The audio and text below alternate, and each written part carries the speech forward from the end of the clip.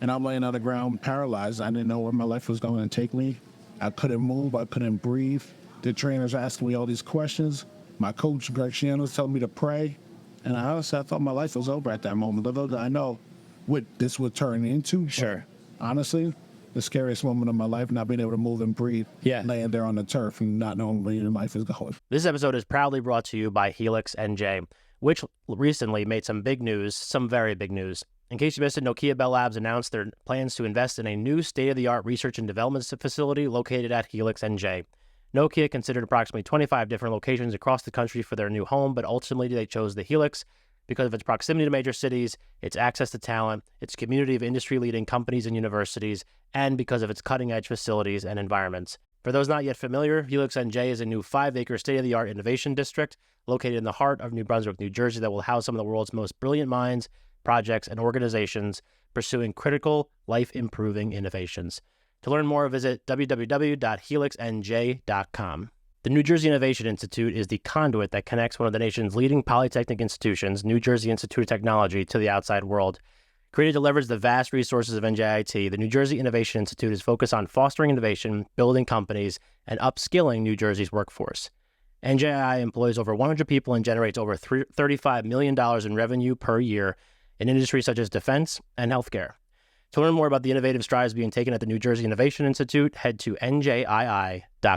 Entrepreneurs and small business owners, are you feeling overwhelmed by lack of capital, growth challenges, or personal branding? You are not alone. UCS Advisors is here for you. We're professional capital raising advisors committed to helping you secure funding and grow your business. Are you ready to impress investors? Check your investor readiness with our free 45-second quiz at ucsquiz.com. We believe in you. Visit ucsquiz.com and start your success journey. And remember, always be willing to achieve your greatness.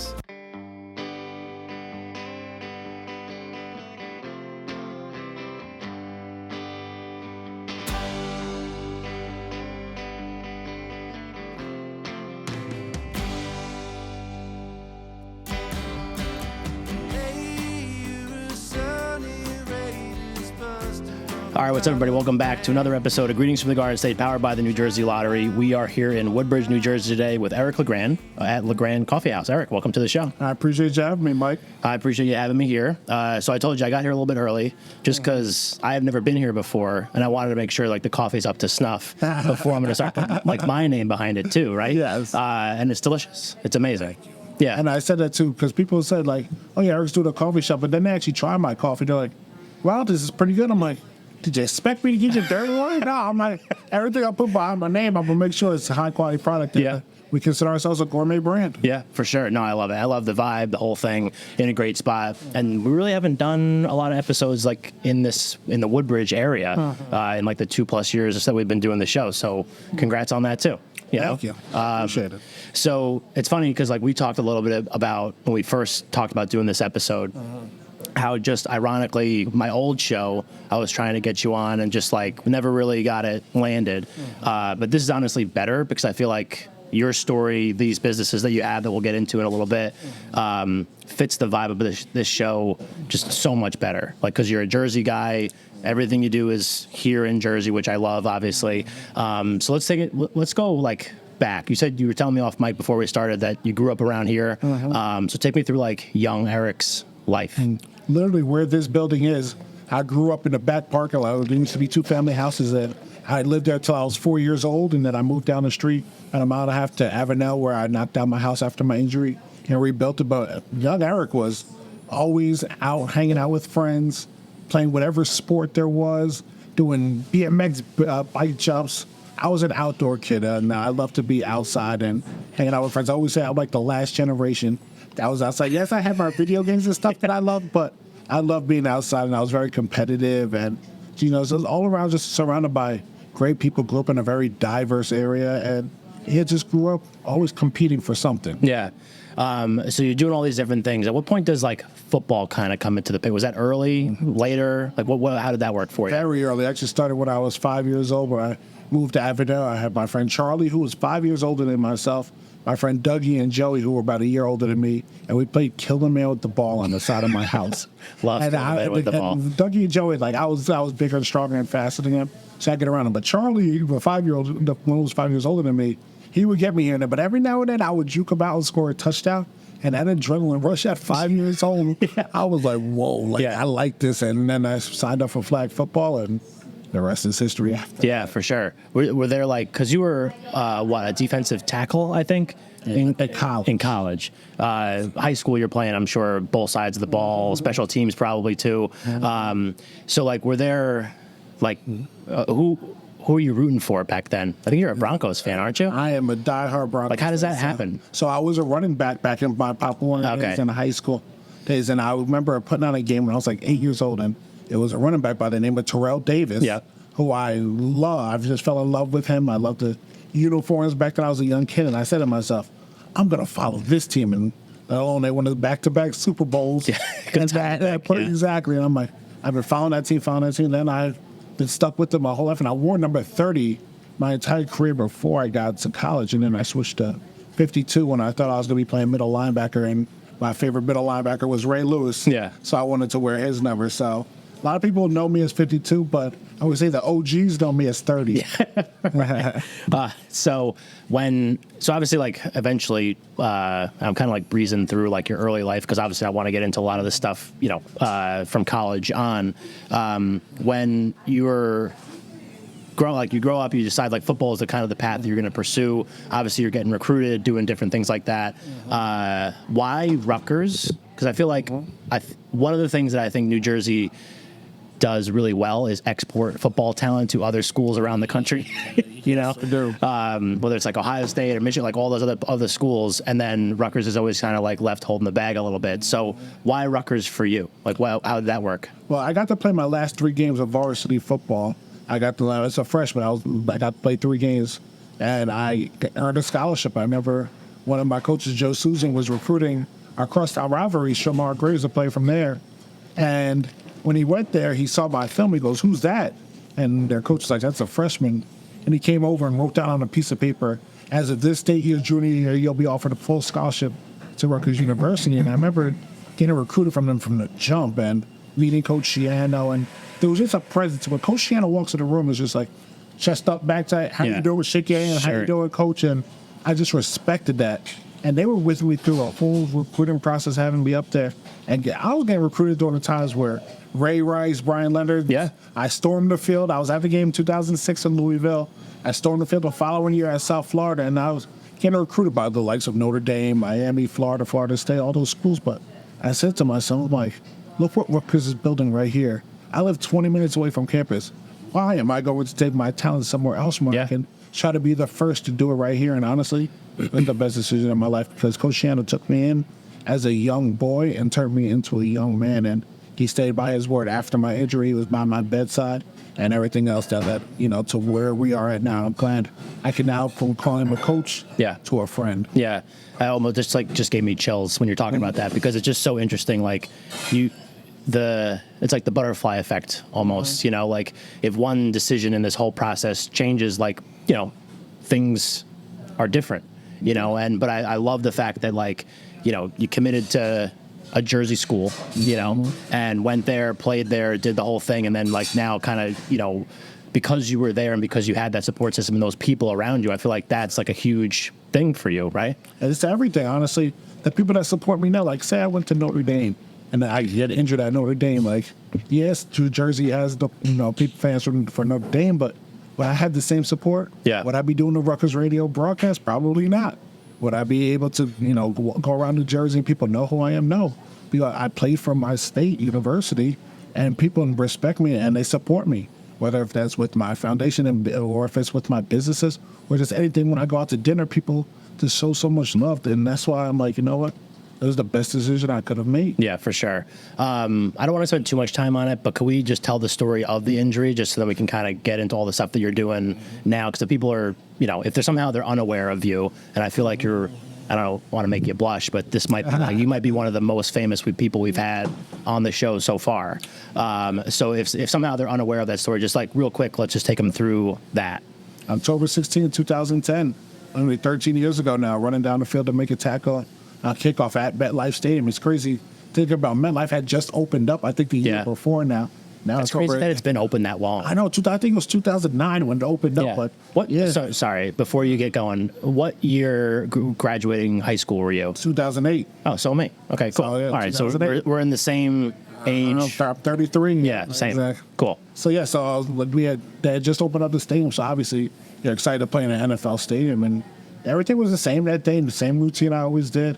We had just tied the game up 17-17 in the fourth quarter, and you're running down the field and make a play. And unfortunately, I put my head down thinking I was going to tackle the player Malcolm Brown for the Army Black Knights with my shoulder, and my teammate tripped him up. And when he got tripped up, his body twirled in the air, and the crown of my head goes right to the back of his shoulder blade. And next thing you know, he fractured his collarbone, and I'm laying on the ground paralyzed. I didn't know where my life was going to take me. I couldn't move. I couldn't breathe. The trainers asking me all these questions. My coach, Greg Shannon, was telling me to pray. And I thought my life was over at that moment. Little did I know what this would turn into. Sure. Honestly, the scariest moment of my life, not being able to move and breathe. Yeah. Laying there on the turf and not knowing where your life is going. Yeah, that would be terrifying.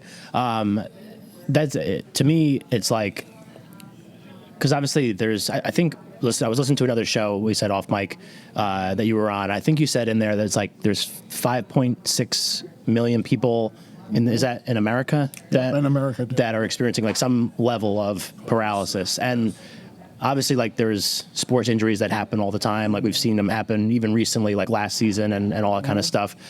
But I think like that one, because I like remember it. I remember like watching that game, you know, like on TV with buddies in college and all that. And just like, it's just hard to even wrap your head around it. But then to actually like now like talk to you and like almost like kind of put me in your shoes, it's just like, to me, it's like almost unfathomable to a degree. And obviously, like you said, you couldn't breathe, couldn't move. I mean, it's got to be like horrifying, you know? Yeah, it definitely was a horrifying moment. And it's funny you say that because there's so many people now that I meet that are like, I was in that stadium. Yeah. I can remember every single moment. It's been 13 years, but they tell me that what they were wearing. My son was 5 years old, and now he's in college. I'm like, damn, you're making me feel old. But yeah, it's like the people, it was like a moment in like their life and their history that really impacted them. And to see where I am now, people always try to tell me like, wow, you took that thing from such a negative situation and turned it into everything you're doing in such a positive outcome. Like I'm just so just thankful to know you. And honestly, that's what keeps me going. And all that support, it drives me knowing that I'm having an impact on so many other people that I've never even met in my life, but they come up to me and share those little stories. Yeah, it's really cool because I feel like when like I look at you before I even met you, I was like, wow, like what like a strong person, you know, because it's just like to go through like what you went through, and it's like so easy, at least in my opinion, you just be like, why me, and kind of just like throw up your hands and just kind of, you know, sink back into the sunset almost. But, you know, obviously like there's obviously like a strong drive that comes from within, but then also just kind of like you were mentioning Coach Giano and like your mom's here today and like all that. I feel like that support system around you, obviously that must have been a big help as well, like we were talking about before. It was huge. I mean, it kind of took this into a responsibility because so many people were like reaching out to me around the world, not just this country, around the world. Yeah. And I was saying to myself, I've always been the type of person like, if you're relying on me to get something done, if it's my responsibility, I got to do it. Because if I fail at it, if I don't, it will bother me, it'll sit with me. And I've never been a negative person. I was always that happy-go-lucky, life of the party type of dude. That's just who I am. And I was 20 years old when I got injured. I said, I don't want to live a miserable life. I don't want to be upset. Yes, this has happened to me, but I want to make the best of it. And just to see the outpouring of support after that, like I said, I'm like, I can't let these people down. I'm like, that's not me. I'm like, I can't give up on myself. And I'm like, no one would have blamed me, but it just doesn't sit right with me. And then you just start to see great things coming your way, great people coming around you, you know, supporting you. Winning the Jimmy V Award at the ESPYs, like, it's just like, how do I give up now with all this greatness that's coming around me? Yeah. Yes, this injury sucks, but I'm definitely making the best of it. Yeah, absolutely. And I love the way that you kind of frame that whole thing because, you know, like I've also heard you do interviews and talking about kind of like people coming and staying with you like over like, you know, in the hospital and all that kind of stuff as you're kind of like starting your recovery process. But then there's always like those moments where people go home, and the only person that's left there is you. And I feel like, that's where like that strength and stuff is really interesting to me. That's like admirable for sure. I don't know what better word to describe it than that, but to do like to sit there by yourself, because like with my dad, like he's been in the hospital in and out for like the last couple of years with a myriad of things, and like you try to be there as much as you can, but just like physically you cannot be, and just like knowing that like he's there by himself sometimes like is kind of just a little bit jarring for me, but to make it through that and then kind of come out the other side, I think is a really cool thing. I do say those dark moments they're real. Yeah, because there's times where everyone goes home and they're laying in a hospital bed, and a lot of things can go through your mind during those times, and you sit there and you reflect on your life before, and then you think about like my life afterwards, like what does that look like? Yeah. Kind of that fear of the unknown. Sure. Not knowing where your life is going to take you. And then you sit there, you're like, I could have done this, I could have done that. What's going to happen in a year? Will I be able to walk again? I'll be able to have a family. Like, what is going to happen with my life? And then, obviously as things start to get better, you start to get adjusted to your new life. Still things happen because I've been hospitalized twice now with pneumonia. Yeah. Some of the secondary complications that come up with a spinal cord injury that people sometimes look at me and they say, oh, yeah, he's paralyzed, he can't move. And all these other secondary complications that come with that. Lung deficiency is one of them. And, being in a hospital now again for 2 other times, literally laying on my bed, not knowing if I'm going to survive. Those are scary moments, but that's where you find that inner strength. Yeah. That world just said that this won't last. Things are going to get better. I still have another chance at life. I'm still breathing. I'm still fighting. And you just kind of dig deep. And it's not that it's something, it's easier said than done, because you can easily say that. But when you're in those moments, you just got to keep fighting. Look, if I survive this minute, then I can survive another minute, and then another minute. Yeah. And it adds up. Yeah, for sure. So you're in the hospital. You recovered to get yourself out of the hospital. We'll fast forward that part. And now you're kind of like back in the world, like living like a totally new life. So take me through like those first few things, and like what were you getting yourself involved with early on? Because that's still like, when did you get out of that? Like, so it was October 20. I got out March 28th of 2011. Okay, so you're in the hospital, was that like 6 months? Yeah. So it's 2011, you're out of the hospital, you're kind of like now have this new life. Take me through like the first couple things you're going to start trying to do. Yeah, I mean, first I remember moved down to my aunt's house in Jackson for 3 months as my house was being rebuilt up here. And then I noticed, I need to be closer because I still was going to school. Okay. I still was, trying to get my degree, taking classes via Skype, getting on campus as much as I can. But so many people had still supported me because they saw my injury on TV. The opportunities started to present themselves. People wanted to know more about who I am and my story and my journey. Got to start my broadcasting career with Rutgers Radio that spring, doing the spring game and learning how to, do that lifestyle and going into the season with that. But then people wanted to know more about my story, so I said, maybe I could do motivational speaking, and signed on with an agent.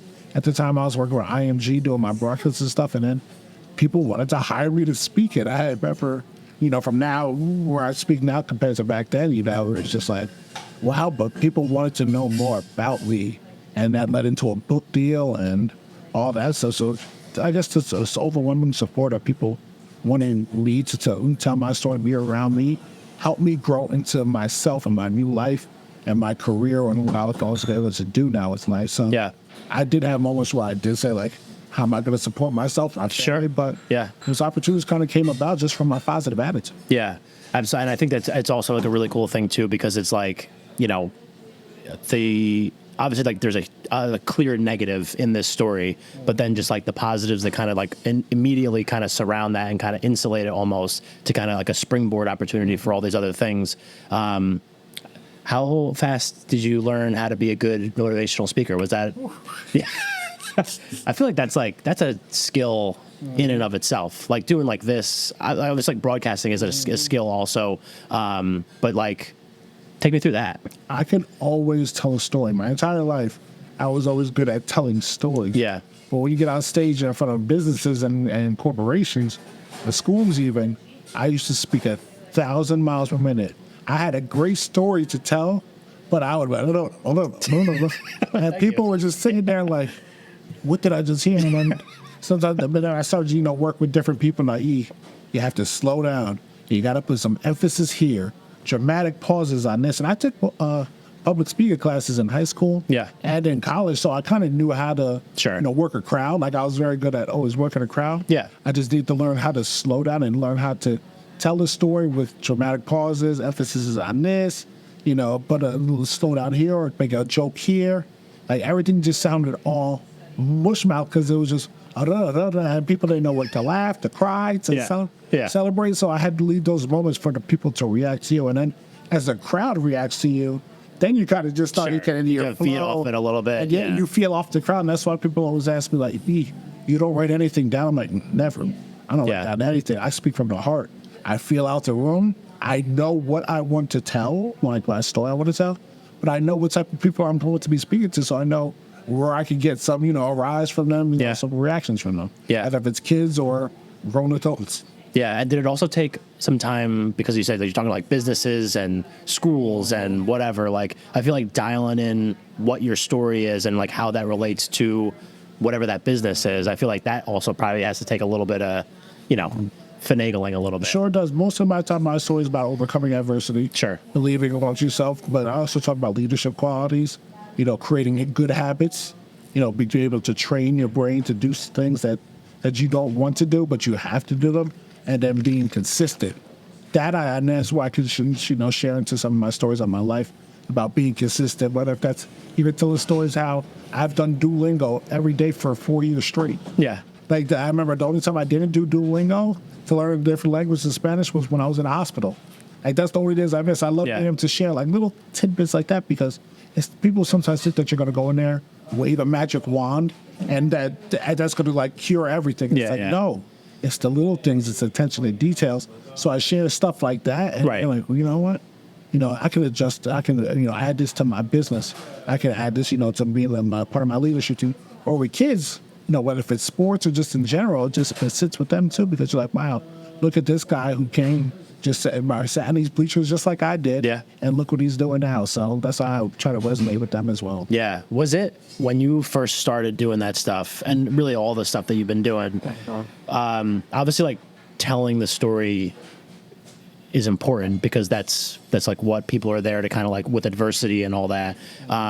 Initially, was it something that was difficult to kind of like almost like relive that?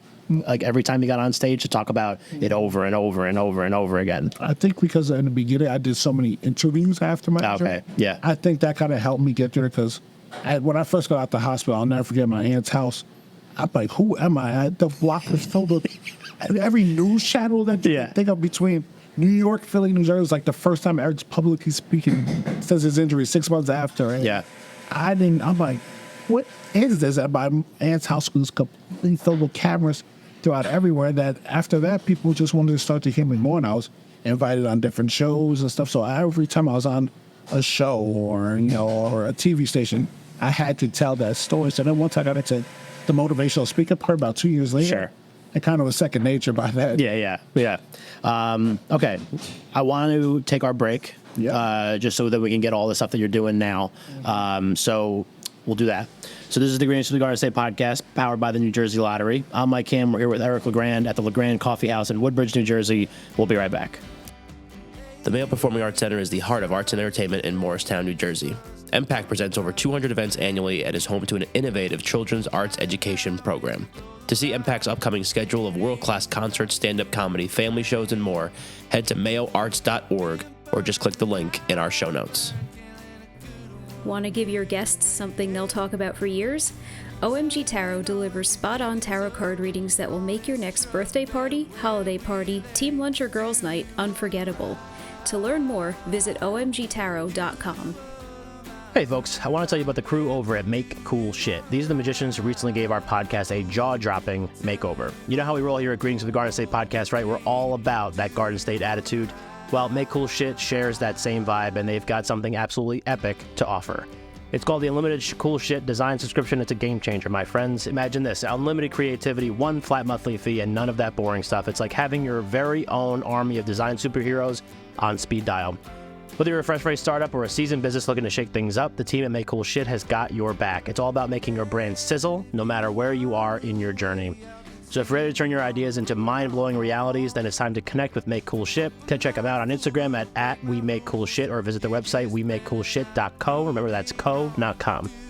Greetings from the Garden State is proud to be partnered with some amazing brands. A special thanks to LeGrand Coffee House, our official coffee, and Birdling, our official travel bag. To learn more about these and all of our other great sponsors, head to greetingsfromthegardenstate.com. All right, we're back for segment 2 of this episode of Greetings from the Garden State, powered by the New Jersey Lottery. I'm Mike Ham. We're here at LeGrand Coffee House with Eric LeGrand in Woodbridge, New Jersey. So first segment, we learned like your background, basically from childhood, growing up back here in Woodbridge, to now, or not really now, more like almost like 2020. Right, it's about 2020. I think that's the landmark now for everything. Yeah, exactly. That It's has changed the life. Yeah, BCAD, whatever. Like this is kind of that. So I want to talk about all the stuff that you're doing now, which is significant because obviously you're still doing the motivational speaking. You're still doing the broadcasting stuff too, right? You have a podcast. What's the podcast called? A Couple Believe podcast. Nice. So you got that going. You got some really cool guests on that, so I'm jealous. But but the other things that you're doing, like the coffee stuff, because like we're here, so let's talk about that. Like how coffee, why coffee, like because I know you didn't drink coffee before. Basically, like almost starting this place, like very close to that.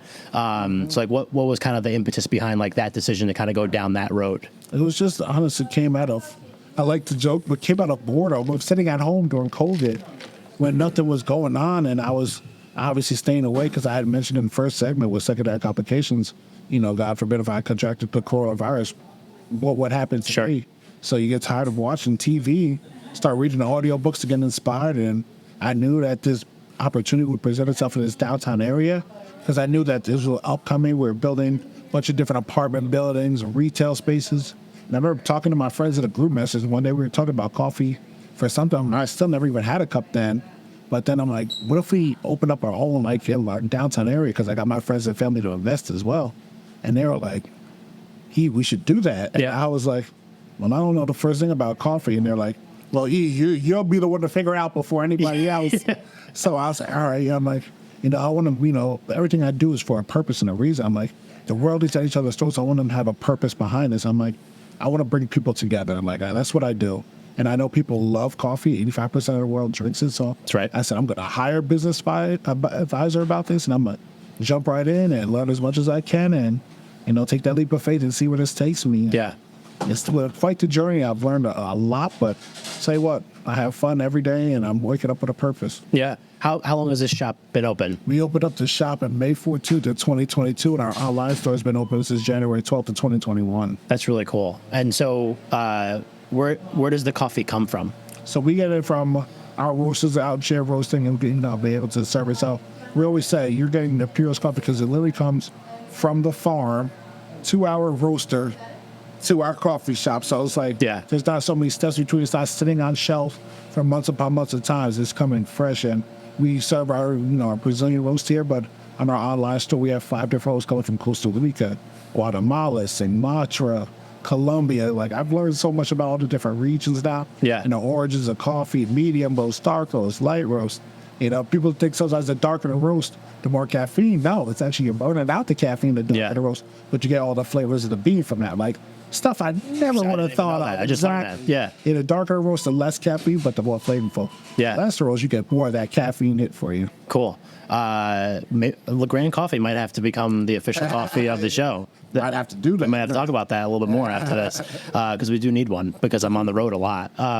So when you start the coffee business and you're doing all that kind of stuff, I think it's also interesting. Obviously, you have a name that people recognize. I do think that there's a little bit of like a jump's not the right word, but kind of like a transition from being like you're Eric LeGrand, you're motivational speaking on broadcast channels, like all that kind of stuff. But then to take your name and put it like on a brand, like a thing that people can actually like buy, I feel like that's a whole other kind of like potential can of worms because, if it sucks, your name's on it, So was that did that kind of come into play? Obviously came into play because the coffee's good, but like take me through like that process too about like making yourself a brand overall. It was everything, the quality of the product. had to be because, as you mentioned, I'm putting my name on it. And I know in the very beginning, like everything I do, you're going to get people that support you. They're going to come out the wazoo. They're going to be there for the grand, like our grand opening was. The line was wrapped around the corner. But if you're serving them something that's not good, they're not coming back. Yeah, right. They're like, there's something like, Eric, we got your back. We're going to be there for you. But okay, you're going to be there. What about when that newness wears off? Yeah. Now, the coolest thing about it is I'm not here every day. I have my manager, assistant manager. They run the show for me. But in high cognizance, people have no idea that I even own this post.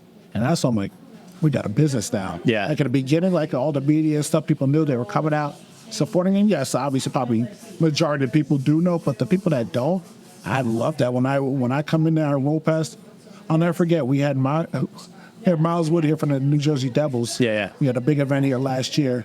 He came out to be a guest barista. I remember I was coming into the shop trying to get through and somebody yelled at me for cutting the line. I said, hold on. I pay rent in this place. Okay. Like that, it actually made, like I thought about it afterwards. Yeah. And I started laughing, but that means that people, obviously were coming that day from Miles Wood, but the people that come here are coming here because they enjoy the product. Yeah. Enjoy. So when I put my name behind something, I know that newness is going to eventually wear off. Sure. But if I have a quality product, guess what?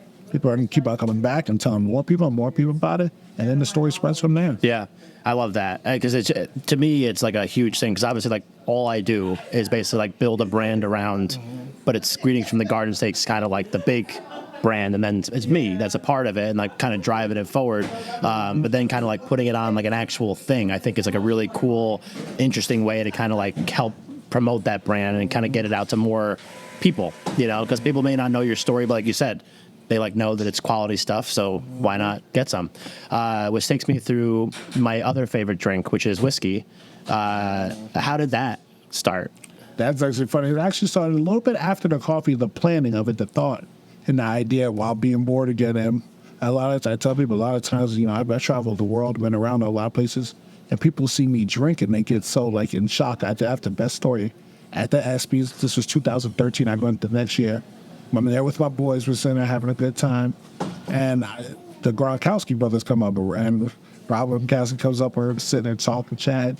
And my boy comes back with a shot of tequila at the time. Yeah. I took the shot, and Rob looks at me and goes, "You could drink?" I'm like, "Yeah, man." And then he goes, "Shot!" I scream shots. And next thing you know, everyone's like ripping shots together. But that happens so often. People see me in a wheelchair, they just automatically assume I can't drink. And I'm just like, no, that's not everyone. Yes, some people have medical, issues that they may not be able to and stuff like that, but that's not everybody. And I wanted to end that stigma, so I reached out to my now business partner, who was a good friend of mine, Ryan Axelrod, who works with the likes of Jay-Z and Conor McGregor. All he knows is spirits. This is what he's been doing for 20 years. I approached him with the idea, and he goes, "Yeah, you and everyone else want to sell bread." Yeah. And then he goes, "Let me sleep on this." He comes back the next day. He goes, "You know what? You have a unique story. I think we got something here. You have a cause to it. My foundation we want to put behind it, and I got something." So during the whole process, I remember I'm like, okay, so how does this work? And I leaned on his expertise for it. Yeah. And he goes, "Just be patient with the liquid." I'm like, "Brian," it's been like a year, so we don't have any liquid. Like, let's just trust me. And then we just landed on great partners out in Kentucky. Bardstown that's had a great mesh bill for us that we tried, and I'm like, we got something with this. This is going to be perfect. And let alone we launched in March of 2023 of this year, and here we are now selling throughout the entire state of New Jersey and in Kentucky, and we're looking for expansion in 2024. Yeah. Describe the whiskey to me, if you could. So bourbon, so something that even better, dude. Bourbon. Yes, thank you. Yes, we got American whiskey on Leon. Yeah. So with the rye drink, I said I want something that's not going to be bitter. Something where you take one drink of and you're just like, all right, I'm done. Like I can't handle them. Or something that's smooth, flavorful, and tasteful. And that's why I told you that in the beginning, and that's why I kept on telling me be patient. And we landed on a gold mine with our bourbon. Like it is very flavorful. It is smooth. I'm not gonna lie to you. On a good night when we're out and I'm 12, 15 shots deep. That's how good it's going down. I'm gonna tell you, I'm not gonna just brag about it because it's my business. No, I'm legit. This stuff is nice. And then the coolest part is we proved it down to 88% where we can make a bunch of different cocktails. Because not everyone is a bourbon drinker or whiskey. Right. But I bet you mix in some of the cocktails that we come up with, people like, well, I didn't know I even like whiskey. I'm like, yeah, we got some good stuff. So it's been a fun process. Yeah, no, that's really cool. And you also mentioned in your answer from before that there's like a connection between your foundation and the whiskey. Let's talk about the foundation first, and then we'll kind of talk about how all these different brands and your stuff kind of all is intertwined, essentially. So to tell me what the foundation is, I know it's part of the Christopher Reeves Foundation, but you can explain it better than I can. Sure. So the Christopher Dana Reeve Foundation reached out to me from the very beginning of my injury, just offering up the support and guidance and like letting us know that they were there for me. And funny story, I didn't know who Chris was. I had no idea who he was. And I remember I wanted to reach out to my mom like 2 years into my injury. I'm like, everyone's asking, E, how can we help you? How can we support? I'm like, what about those Christopher Dana Reeve people? Like, remember that? She goes, yeah, like they have a great foundation, blah, blah, blah. I'm like, well, who's Christopher Reeve? And my mom looked like, are you kidding me? I'm like, Superman. I'm like, Yeah. am I supposed to know that? I said, no, I was born in 1990 like you. And I didn't know. And then I looked him up and I said, I should have known who he was. He was a Princeton, New Jersey guy. Like, Yeah. Then I did my research on him. I was like, wow. And I found out, obviously, he had passed away as well. Yeah, I was going to ask if you got a chance to meet him or not. He passed away in 2005. Okay. So yeah, I knew it was like, kind of felt like the torch was passed on to me now. Sure. And I reached out to him and we formed Team LeGrand at the Christopher Dana Reeve Foundation. It just had our 10-year anniversary this past September. And I'm proud to say we raised over $2 million Wow. for spinal cord injury research. And like I said, I felt like that torch was passed on to me over Christopher Reeve's dream was a world of empty wheelchairs. And in that way that technology is going today, I can't believe in our lifetime that I'll be able to pop up through this wheelchair and find a cure. And I'll be able to walk again one day. Yeah, no, that's really cool. And so raising the money is important, obviously, but then also where you put that money is obviously also important. So, like, who are kind of your partners on that side of the foundation? So it's the foundation. They work with a company called Onward, Okay. where they're doing epidural stimulation and implanted stems in people's spinal cords or even on their brains now, and being able to really see progress of people, that go through conditional surgeries and then go through some rigorous therapies, and you see them walking with a walker, regaining back bowel function and bladder function and sensation throughout their body, and you see this stuff like that's coming. It's kind of miraculous that we're like just literally going through groundbreaking discoveries now. Obviously, in the neurological world, everything is very, very confusing. Yeah. There's a lot of times there wasn't a lot of research being done on it because it was just so like out there. But now, people are putting the funding to it, and it's not only going to help spinal cord injuries. It could help somebody with spina bifida. It can help somebody and a cerebral palsy. You never know how far this could take us. So it's great to see people like out in Onward, based out of Sweden, to see all the work that's being done in this world. And I can't wait to see what the future holds. Yeah, for sure.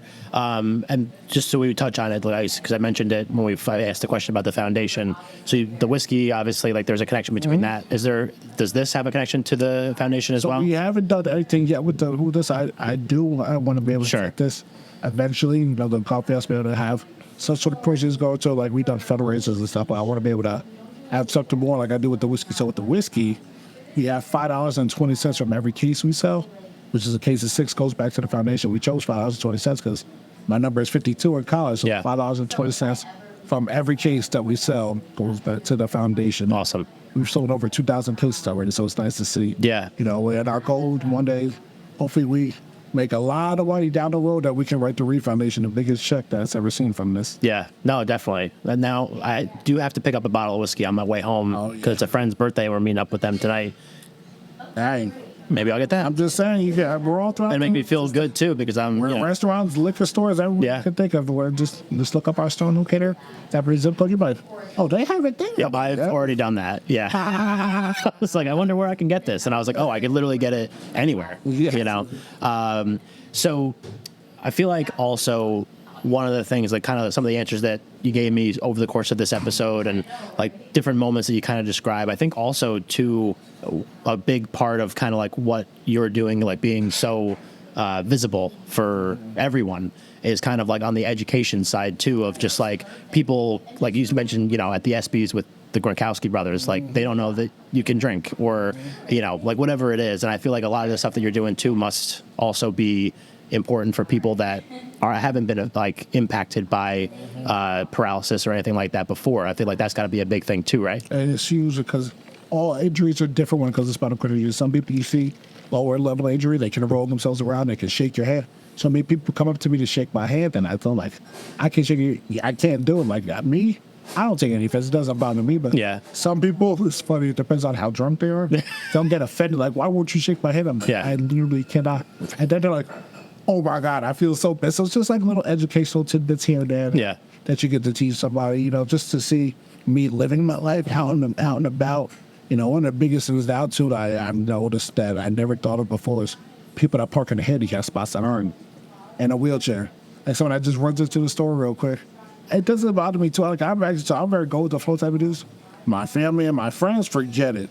They're ready to fight. And I'm like, relax. Like you have to enter the world like they should not be parking there, blowing money like you need this hour.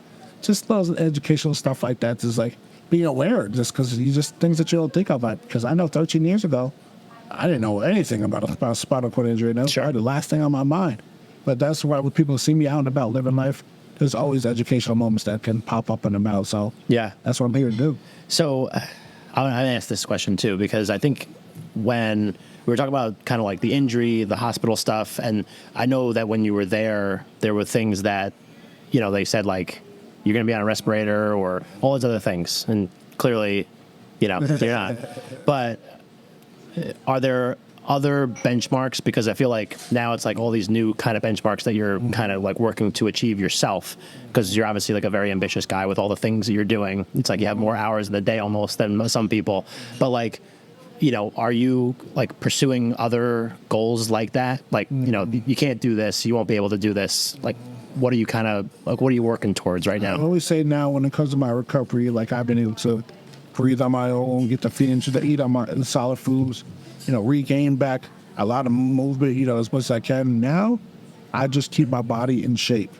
Like, when people go to the gym, they keep their body healthy, in shape. That's exactly me. I like to work out once or twice a week with a physical therapist that comes to my house, have all the equipment there. We get our workout in, and I'm just keeping my body ready for when that day comes. So obviously, I can't control everything because of if it was up to me, obviously, yes, I'll be walking already, but I can't control all of that. So I just make sure I control what I can. Of course. That's working out, staying strong, and when that day comes, I'll be ready for it. I'm prepared for Definitely. it. I have no doubt ready about to that. attack it. Yeah. So on like the business side, like what other thing are you putting your name on soon? Like what are like the next like business endeavors that you're kind of looking for? Honestly, the one with the whiskey, I'll start there. Like we want to keep on growing. I told you we want to expand into other states in 2024.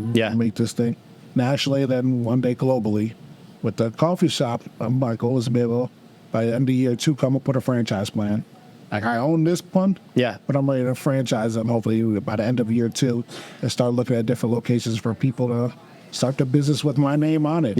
And pick out the right people. That's my goal. And obviously throughout New Jersey first, and then we'll see how far that can take us. And then with the foundation, to continue to raise as much money as I can, breaking down barriers, working with different events, crews, just bringing them more aware of around spinal cord injuries and making sure those 5.6 million Americans that we talked about earlier, they still have some hope that, someone is out there fighting for us. Someone's out there, pushing these initiatives forward and knowing that I got their back as well. So the best is yet to come. We'll see where else that takes me. Totally. You never know. If I get bored, who knows? I know. That's the thing. I might be trying to fly to the moon next.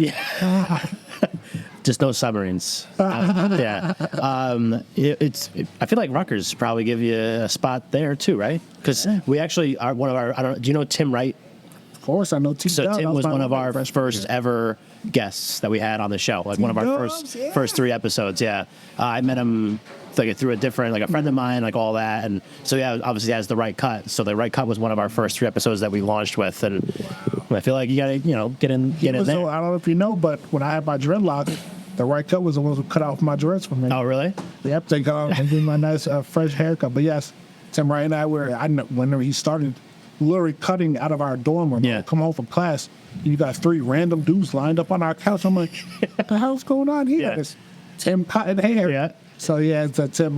We go way back. Yeah. We were getting recruited in high school. That's crazy.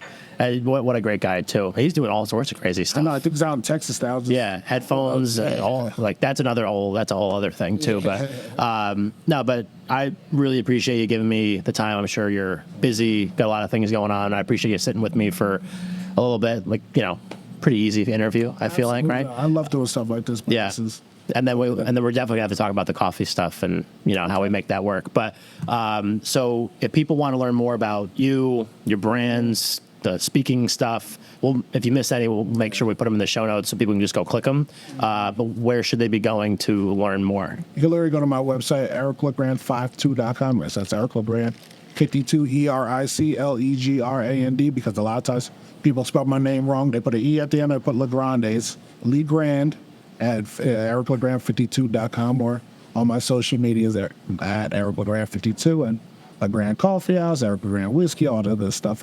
Anything LeGrand, just type that in, you'll find me. Awesome. Yeah, definitely. So again, thank you so much. I really appreciate it. We'll make sure we put all those in the show notes, like I said, so people just go click them and go learn more, buy some stuff, support the foundation, come down, grab a coffee, all that kind of stuff.